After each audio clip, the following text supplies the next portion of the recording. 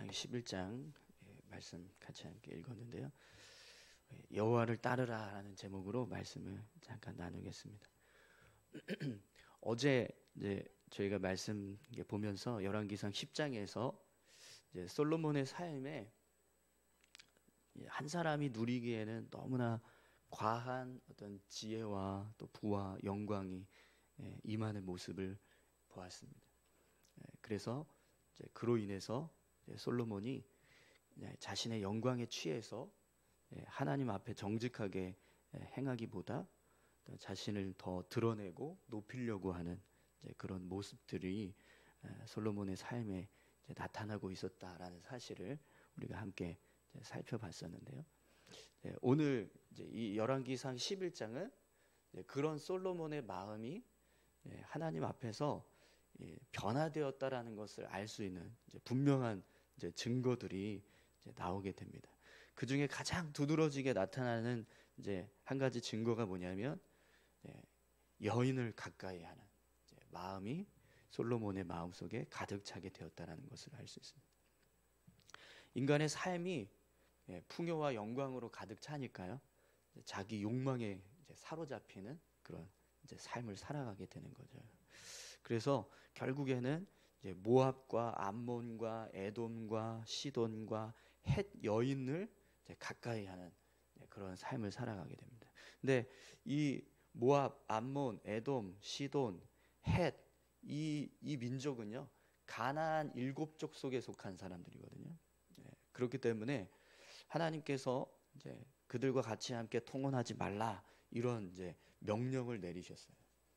왜 그러냐면 이들이 결국에는 이스라엘 백성들과 같이 이렇게 관계를 맺어서 이렇게 가정을 이루고 삶을 이렇게 연합해서 살아가게 되면 결국에는 하나님을 떠나게 하고 우상을 섬기게 하는 그런 일들을 행하기 때문에 특별히 가나안 7족 속은 하나님께서 가증하게 여기시는 그런 행위들을 했습니다.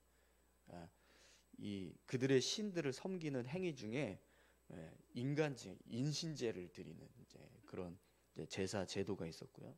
또 아이를 바치는 그런 아이를 드리는 그런 제사 제도를 행하기도 하고, 또 성적으로 문란하고 이런 가증한 모습들이 있습니다. 그래서 그런 가증한 모습들을 행하는 가나안 7족 속들을 하나님께서 다 몰아내시고 그들을 진멸하라고 명령하시면서 하나님이 이스라엘 백성들에게 가나안 땅을 허락해 주셨던 건데, 근데 결국에는 이렇게 솔로몬 시대에도 여전히 가나안 7족 속이 이스라엘 땅에 존재하고 있었다는, 그리고 그들과 결국에는 솔로몬이 이런 연합하는 결혼을 하고 또 함께 어울려서 살아가게 되는 모습으로 바뀌어지는 거죠.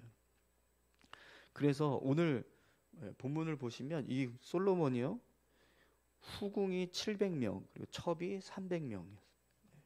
1000명의 여인을 거느리는 그런 왕의 모습이 되고 있다라는 것을 알 수 있습니다. 엄청나게 많은 그런 여인들을 가까이 하고 있었다라는 것을 알 수 있습니다.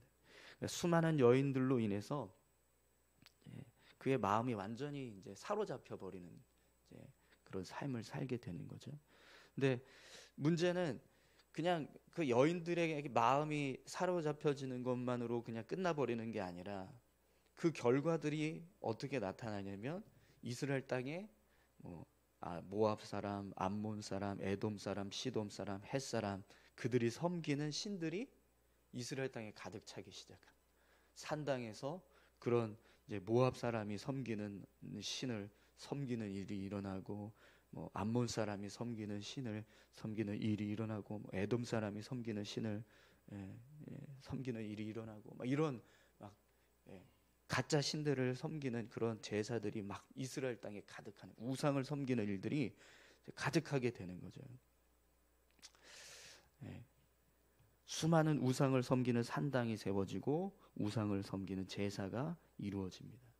그래서 9절을 보시면은요, 하나님께서 이 솔로몬의 마음에 돌아서서 하나님을 떠났다라는 것을 알고 진노하시는데, 그런데 그 전에 이미 하나님께서 두 번이나 먼저 나타나셔서 그에게 그런 신들을 따르지 말라라고 말씀하셨다라는 내용이 나와요. 우리 9절 한번 볼까요?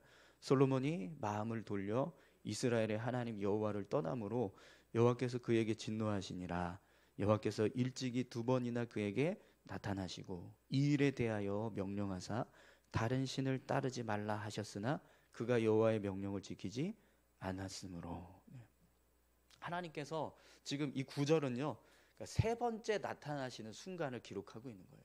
근데 그 세 번째 나타나시기 전에 이미 두 번 연거퍼서 나타나시고 또 솔로몬에게 그렇게 우상을 섬기는 길에서 벗어나라, 떠나라 이런 명령을 내리셨는데 솔로몬이 그 말을 듣지 않았어요. 계속해서 이방 여인들과 같이 우상을 섬기는 그모스 신을 섬기고 또 몰록을 섬기고 이런 이제 우상을 섬기는 그런 일들을 계속 했던 거죠. 그래서 결국에는 세 번째로 하나님께서 나타나셔서 뭐라고 말씀하시죠? 나라를 둘로 나누시겠다. 12지파 중에서 10지파는 내가 따로 구분을 해서 다른 사람에게 줄 것이고 2지파만 이제 너에게 남기겠다 이렇게 말씀을 하세요. 근데 이스라엘 이 2지파, 그러니까 솔로몬에게 주시는 이 2지파는 누구를 위한 지파들이죠? 성경을 보면 솔로몬을 위한 지파들이 아니라 다윗을 위한 지파들입니다. 그러니까 솔로몬은 이미 끝났어요. 하나님 앞에서 이미 끝난 겁니다. 하나님께서 솔로몬의 행위를 보시고 가증하게 여기셔서 그를 그냥 이제 왕으로 인정하지 않으시는 거예요. 그런데 그 왕위는 계속해서 유지를 하십니다. 그 이유가 뭐냐면 다윗의 언약 때문이라는 거예요. 다윗과 맺은 언약을 지키시기 위해서 솔로몬에게 주어진 그 왕위가 그의 아들에게로 이어져서 갈 수 있도록 그렇게 하시겠다라고 이제 말씀하시는 거죠. 결국에는 이제 이스라엘이 둘로 나눠지는 계기가 이 솔로몬에서부터 시작이 되었다라는 것을 우리가 알게 됩니다. 이렇게 하나님 앞에서 자신을 더 이렇게 생각하고 하나님 앞에 겸손히 서지 못하고 그런 지혜와 부와 영광에 취해서 삶을 살아가다 보니까 결국에는 하나님을 떠나게 되는 그런 일들이 일어나게 됩니다. 이것이 이제 이스라엘이 둘로 나눠지는 결과가 일어나는데요. 그래서 오늘 이제 본문을 보면 하나님께서 솔로몬에게 행하시는 이제 징계의 내용들이 실제적으로 구체적으로 기록이 되는데 첫 번째로 나타나는 솔로몬을 향하신 하나님의 징계가 첫 번째로 나타나게 되는 모습은요, 태평성대가 깨져간 평화가 깨졌다는 거예요. 그토록 이제 아무런 대적도 없던 솔로몬의 삶에 대적이 나타나기 시작합니다. 14절부터 25절까지 이제 솔로몬의 대적들을 설명해 주고 있는데요. 근데 이 대적들의 모습을 보면 여러분 어느 시대 때 나타난 원수들, 대적들인지 아세요? 둘 다 오늘 본문에 보면 다 사실은 다윗 시대에 생긴 대적들이었다라는 걸 알 수 있습니다. 우리 15절 한번 보시겠어요? 전에 다윗이 에돔에 있을 때 군대 지휘관 요압이 가서 죽임을 당한 자들을 장사하고 에돔의 남자들을 다 쳐서 죽였는데 요압은 에돔의 남자를 다 없애기까지 이스라엘 무리와 함께 6달 동안 그곳에 머물렀더라. 그때에 하닷은 작은 아이라 그의 아버지 신하 중 에돔 사람 몇몇과 함께 도망하여 애굽으로 가려 하여. 그러니까 지금 이제 이 하닷이 어떻게 해서 이스라엘의 원수가 되었는가 그걸 설명해 주는 거예요. 그런데 이 사람이 언제 이스라엘의 원수가 된 사람이라는 걸 알 수 있죠. 다윗 시대. 다윗 시대 때 원수가 된 사람입니다. 또 하단 외에 르손이라고 하는 사람이 세워지는데요. 이 르손도 언제 세워졌는가 한번 보세요. 우리 23절, 24절, 25절 한번 볼까요? 하나님이 또 엘리아다의 아들 르손을 일으켜 솔로몬의 대적자가 되게 하시니 그는 그의 주인 소바 왕 하닷 에셀에게서 도망한 자라. 다윗이 소바 사람을 죽일 때 르손이 사람들을 자기에게 모으고 그 무리의 계수가 되어 다메섹으로 가서 살다가 거기서 왕이 되었더라. 네, 아멘. 네, 이렇게 해서 결국에는 하닷이 솔로몬의 대적이 되고 또 르손이 수리아의 왕이 되어서 솔로몬의 대적이 되는 이제 그런 이제 상황이 되었습니다. 근데 이들이 원수가 된 시기는요, 다윗이 되었어요. 그럼 여러분, 이게 뭘 의미할까요? 솔로몬 시대에, 그것도 솔로몬이 하나님을 떠나고 이제 통치 기간의 거의 말년에 이들이 지금 이제 원수가 돼서 대적을 하는 일들이 일어나게 되었다라는 거예요. 그렇다면 지금 다윗 시대에 세워졌던 원수들이 왜 이제 와서 솔로몬 시대, 그것도 이렇게 하나님을 떠난 이제 순간에 하나님께서 너의 나라를 둘로 나누시겠다라고 말씀하시는 그 시기부터 이런 이제 원수들이 생기고 대적을 행하는 일들이 일어나게 될까요? 그러니까 사실은 이 두 하닷이나 이 르손이라고 하는 사람들은 이미 세워진 원수들, 대적자들입니다. 그런데 그 대적자들이 계속 아무런 어떤 원수로서의 대적자로서의 행위를 하지 않고 있었던 이유는 하나님께서 솔로몬을 지키시는 거예요. 이스라엘 땅을 보호하고 계셨기 때문이라는 거죠. 그런데 하나님께서 은혜를 거두시고 나니까 그때서부터는요, 그런 보호 장치가 다 사라지고 나니까 얼마든지 이스라엘을 대적할 수 있는 그런 이제 계기가 마련되더라는 거죠. 잠재적인 어떤 원수들은 이미 아주 오랜 시간부터 존재하고 있었다라는 거예요. 그런데 그런 존재들을 하나님께서 다 막고 계시니까 솔로몬의 삶에 평안함이 유지될 수 있었다라는 거죠. 그런데 그 막고 계셨던 하나님의 손길을 다 거두시니까요, 그때서부터는 우후죽순 막 원수들이 일어나게 되고 솔로몬이 가지고 있었던 평화가 다 깨져버리게 되더라는 겁니다. 그럼 여러분, 결국에는 솔로몬이 누리던 평화는 누가 허락하신 거라는 걸 알 수 있죠. 하나님께서 허락해 주셨다라는 것을 알 수 있습니다. 그러니까 솔로몬이 이스라엘의 왕이 되어서 아주 지혜롭게 나라를 다스리고 또 군대를 잘 이렇게 거느려서 아주 많은 무기를 쌓아놓고 있었고 또 군사들이 많은 그런 어떤 이제 권력을 가지고 군사력을 가지고 있었기 때문에, 그래서 원수들이 존재하지 않았던 게 아니라 원수들은 이미 있었다라는 거예요. 그런데 그 원수들을 하나님께서 원수로 사용하지 않고 계셨기 때문에, 그러니까 그들이 원수로서의 역할을 하지 못하도록 다 그냥 막고 계셨기 때문에 평화가 유지되고 있었다라는 거죠. 그런데 그걸 망각하고 솔로몬이 하나님을 떠나버리니까 이미 존재했던 그 원수들이요, 이제는 정말 다 힘을 다 일으켜가지고 솔로몬을 대적하고 이스라엘을 대적하는 일을 하게 되는 그런 일들이 일어나게 되었다라는 거예요. 내가 하나님께서 주신 지혜 때문에, 그래서 그 지혜를 가지고 나라를 잘 다스려서 이렇게 평화가 지켜주고 있었구나, 이렇게 생각하면 안 되는 거죠. 근데 그걸 솔로몬이 몰랐던 겁니다. 그걸 깨닫지 못했던 거죠. 자신이 누리고 있었던 태평성대가 뭐 하나님께서 주신 축복이라고 생각은 했겠지만, 그러나 자신이 나라를 잘 세우고 있었기 때문에, 자신이 가지고 있는 지혜로 군대를 잘 거느리면서 나를 잘 지키고 있었기 때문에 그래서 유지되고 있었다, 이렇게 생각을 한 거예요. 근데 그렇지 않다라는 겁니다. 하나님을 떠나는 순간 그에게는요, 수많은 대적들이 이미 있었어요. 그리고 그 대적들이 원수로 바뀌어지는 그런 상황들이 이제 벌어지게 되는 거죠. 여러분, 이것은요, 오늘 우리의 삶도 똑같습니다. 우리가 살아가는 삶에도요, 얼마든지 우리 삶이 흔들릴 수 있고 무너질 수 있는 그런 많은 삶의 모습들이 우리 삶 가운데 산재해 있어요. 그런데 그런 모든 것들이 우리를 무너뜨리지 못하고 우리 삶을 흔들지 못하는 이유는요, 하나님이 우리를 지키고 계시기 때문이라는 것.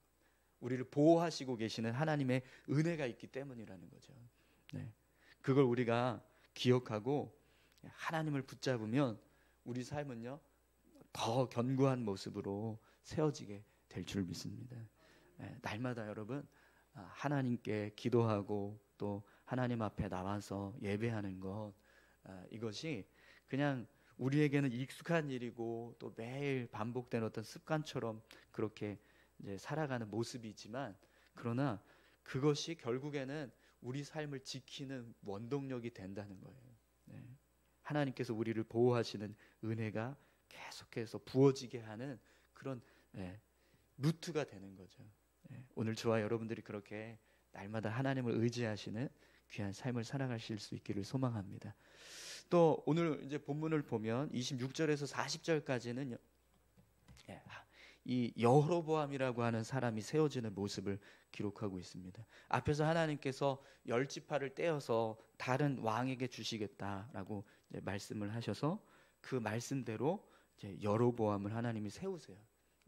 이 아히야라고 하는 선지자를 통해서 이 여로보암을 세우는데, 여러분 오늘 이제 본문을 보면 근데 이 여로보암이 어떤 사람이냐면 사실은 솔로몬이 세운 신하예요.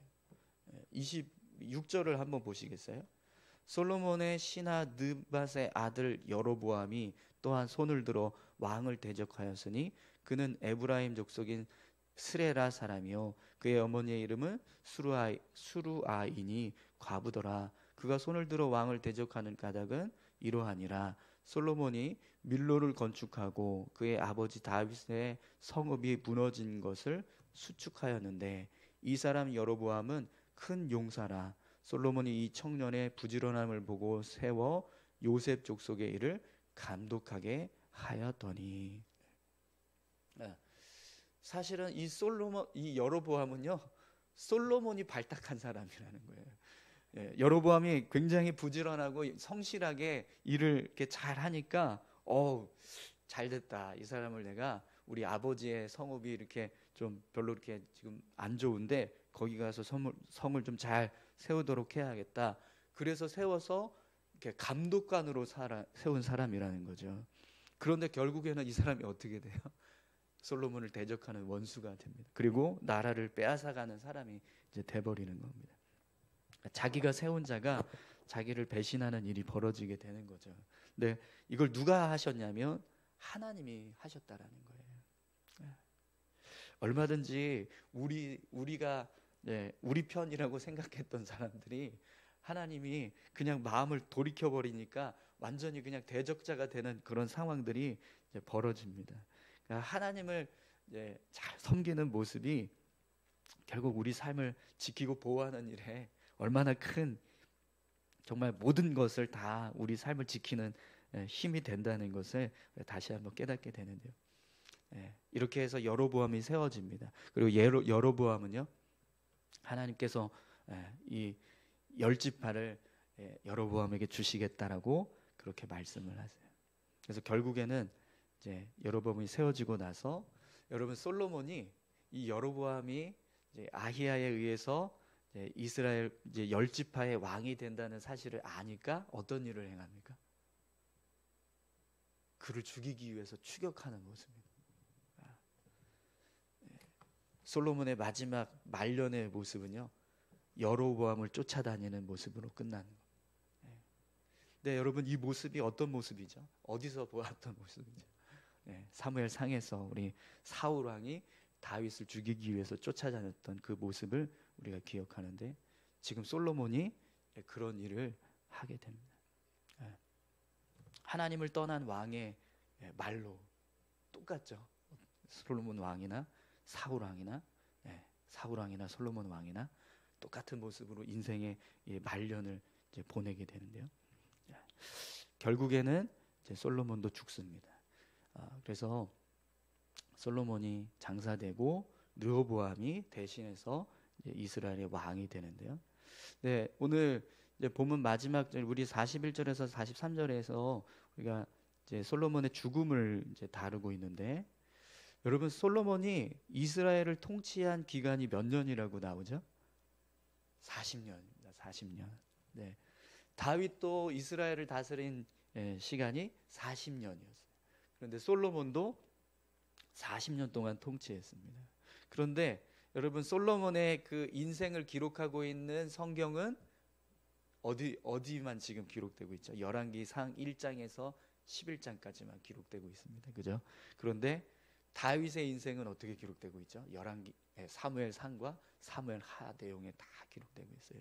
그러니까 성경에서 똑같은 시간 동안 이스라엘의 왕으로 나라를 다스렸던 두 사람의 이 역사를 이제 기록하고 있는 그 내용이 이렇게 차이가 납니다. 똑같은 시간 동안 살면서 똑같은 이스라엘을 다스리는 나라로 세워져 있었는데, 그런데 그의 삶을 기록하는 내용을 보면 솔로몬은 열왕기상 11장까지밖에 없는 거예요. 그런데 다윗은요, 사무엘상과 사무엘하 내용을 가득 채우고 있습니다. 물론 솔로몬도요, 많은 성경을 썼어요. 잠언, 전도서, 시편의 다수의 내용이 솔로몬이 기록한 책입니다. 또 아가서도 솔로몬이 기록했다고 우리가 알고 있잖아요. 그러니까 성경에 전도서, 잠언, 아가서, 그리고 시편의 많은 부분들을 지금 솔로몬이 기록을 했는데, 이렇게 정말 이걸 기록할 수 있었던 이유는 하나님께서 솔로몬에게 부어주셨던 지혜가 너무 탁월했기 때문입니다. 이렇게 탁월한 지혜를 가지고 있는 사람이 정말 잘 훌륭하게 하나님을 잘 섬겼다면 여러분 어떻게 되었을까요? 아마 저는 이제 제가 상상해 본 거예요. 솔로몬 시대에 활동했던 선지자가 나단 선지자였으니까 나단서, 뭐 나단 상서, 나단 하서, 뭐 이렇게 기록이 됐을래나? 뭐 아니면 뭐 아히야라고 하는 선지자가 그 당시에 있었으니까 뭐 아히야서, 뭐 아히야 상서, 아히야 하서, 뭐 이렇게 기록됐을래나? 그런 좀 상상을 해봤습니다. 근데 분명히 솔로몬의 인생에도 정말 하나님께서 역사하셔서 솔로몬을 통해서 이런 놀라운 일들을 행하셨다, 이런 역사를 이루셨다, 이렇게 기록될 수 있는 많은 사건들이 일어날 수도 있었을 겁니다. 그런데 일어나지 않았더라. 하나님으로부터 떠나버린 솔로몬의 삶은요, 더 이상 기록되지 않는다는 거예요. 여러분, 오늘 저와 여러분들의 삶이 하나님 앞에서 계속해서 정말 잘 기록되어져 갈 수 있기를 간절히 소망합니다. 우리의 역사가 뭐 누군가에게 막 이렇게 남겨져서 사람들이 이 사람이 이렇게 살았구나, 막 이런 걸 뭐 드러내고 또 그렇게 할 수 있는 삶은 사실 뭐 이렇게 많지 않잖아요. 그죠? 솔로몬처럼 왕이라도 돼야 뭐 그런 이제 인생을 남기는 그런 모습이 되지만, 그러나 하나님 앞에서는 다르다는 겁니다. 하나님 앞에서는요, 우리가 어떻게 살았는지 하나님께서 다 보고 계시고 다 기록하고 계세요. 그렇기 때문에 여러분, 우리 인생에서 어떤 기록이 하나님 앞에 남겨져야 할지 여러분 이렇게 잘 생각하시고요. 하나님과 함께 동행하면서 이런 일들을 이루고 이렇게 살았고 이런 일을 행했고 이렇게 하나님 앞에서 삶을 살았다. 그런 내용들이 정말 가득한 그런 삶을 사셨으면 좋겠습니다. 어느 순간인가, 그냥 어느 순간에, 갑자기 어느 순간에서부턴가 하나님의 그 책에 우리의 인생의 내용이 기록되지 않는 거예요. 멈춰버리는 거예요. 하나님을 떠나버린 인간의 내용은 더 이상 생명책에 기록되지 않습니다. 우리가 하나님을 이렇게 잘 섬기고 있었던 그 순간까지만 기록이 되는 거예요. 근데 여러분, 우리의 삶은요, 어느 중간에, 그냥 우리 인생의 어느 중간에 끝나버리는 게 아니고 끝까지, 정말 우리 생명이 끝나는 그 호흡이 떠나는 그 순간까지의 기록이 다 낱낱이 기록될 수 있기를 간절히 소망합니다. 여러분, 저와 여러분들의 삶이 그렇게 정말 하나님 앞에서 다윗처럼 그렇게 기록되셨으면 좋겠어요. 저희가 오늘 이제 내용을 쭉 살펴보셨는데, 여러분, 다윗 왕과 솔로몬 왕의 큰 차이점이 한 가지가 있습니다. 지금 이 내용은 솔로몬의 후기, 인생의 말기에 지금 내용을 기록하고 있는 거잖아요. 근데 다윗의 말기를 여러분 한번 생각을 해보세요. 다윗은 인생의 말년에 어떤 모습으로 살았죠? 여인을 가까이 하지 않았어요. 그죠? 네. 아비삭이라고 하는 이제 여종을 신하들이 세워줬어요. 몸이 막 추워서 더워지질 않으니까 좀 몸을 대피라고 이 아비삭이라고 하는 여인을 이제 세워줬는데, 아비삭 맞나요?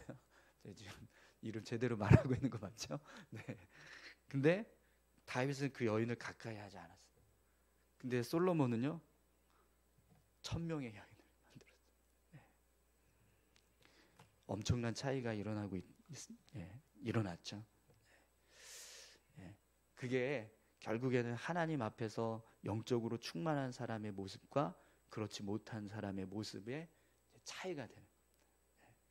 얼마나 하나님 앞에서 더 겸손히 낮아져서 하나님을 사랑하는 모습으로 채워져 가고 있느냐, 아니면 얼마나 더 세상을 사랑하고 자기 자신의 욕망을 채우기 위해서 혈안이 돼서 삶을 살아가느냐, 이게 결국에는 우리 인생의 결말의 모습이 나눠지게 되는, 우리 신앙의 이제 모습이 나눠지게 되는 그런 이제 증거가 되는 거죠. 여러분 어떠세요? 지금 여러분들이 뭘 더 사랑하고 계십니까? 하나님을 정말 최고로 사랑하고 계십니까? 그래서 하나님밖에 없죠. 뭐 산의 진미 아무것도 맛이 없습니다. 저는 하나님의 말씀이 최고입니다. 네. 제가 하나님 앞에 나와서 예배하는 것보다 더 소중한 게 뭐가 있겠습니까? 네. 정말 매일 하나님 예배하는 것만으로도 감사하고 기쁩니다. 여러분 이렇게 살고 계신가요? 아니면 세상에 왜 이렇게 좋은 게 많아? 세상 나 안 가본 데가 너무 많은데 정말 다 가보고 죽어야지. 이렇게 사시겠어요? 어떻게 사시겠습니까? 네. 네, 기도하시겠습니다.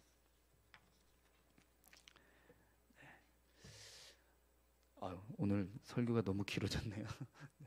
우리 제가 기도할까요? 네. 이렇게 기도했으면 좋겠습니다. 날마다 하나님을 기억하고 의지하게 하옵소서. 세상 영광에 취해서 정욕에 사로잡혀서 욕망을 채우기 위해서 힘쓰는 삶이 아니라 늘 겸손히 하나님을 섬기고 하나님의 나라를 위해서 살아가는 우리 삶이 되게 해달라고 우리 같이 함께 다 같이 기도하시겠습니다. 하나님 아버지 감사합니다. 하나님 솔로몬의 인생이 이렇게 열왕기상 11장으로부터 결국에